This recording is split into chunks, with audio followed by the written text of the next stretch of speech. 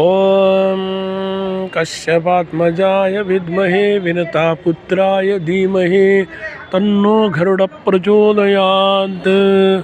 ఓం వైనతేయ పరబ్రహ్మణే నమో నమః. మనం ఎప్పుడైనా ఏదైనా దేవాలయానికి వెళ్ళినప్పుడు ముందుగా గరుడ స్తంభానికి నమస్కారం చేసుకుని ఆ తర్వాత గరుడ స్తంభం చుట్టూ వీలైతే ఇలా ప్రదక్షిణం చేసుకుంటూ ఉండాలి. ఎందుకంటే గరుడ స్వామిని, ఈ గరుడ స్తంభాన్ని ఆ గరుత్మంతుని ఉద్దేశించి నమస్కారం చేసుకున్నప్పుడు దేవత అనుగ్రహం కలుగుతూ ఉంటుంది. అలాగే పితృదేవతల అనుగ్రహం కలుగుతూ ఉంటుంది.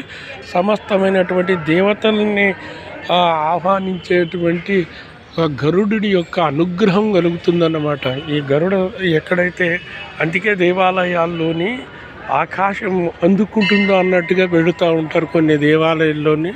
ఎందుకంటే దేవతలకి అన్నిటికీ కూడా ఆ గరుత్మంతుడు ఆవహించి ఉంటాడన్నమాట. ప్రతి ఒక్క గరుడ స్తంభం ముందు కూడా అటువంటి గరుడ స్తంభానికి ముందుగా ప్రదక్షిణం చేసుకుని నమస్కారం చేసుకోవడం వల్ల అనుకున్నటువంటి ఏదైనా టెంపుల్కి వెళ్ళినా ఆ ఫలము వస్తూ ఉంటుందన్నమాట. ఏ గరుడ స్తంభం అయినా సరే, అక్కడ విష్ణు ఆలయాల్లో ఉండొచ్చు, కొన్ని శివాలయాల్లో ఉంటాయి. ఎక్కడ వీలైతే అక్కడ వెళ్ళినప్పుడు మాత్రం తప్పకుండా ఇలా దర్శనం చేసుకుని, ఇలా నమస్కారం చేసుకుని ఆ తర్వాత గుడి యొక్క దర్శనం, లోపల విగ్రహాల దర్శనం అది చేసుకుంటూ ఉండాలి. అట్లాంటప్పుడు అన్ని శుభాలు కలుగుతూ ఉంటాయండి.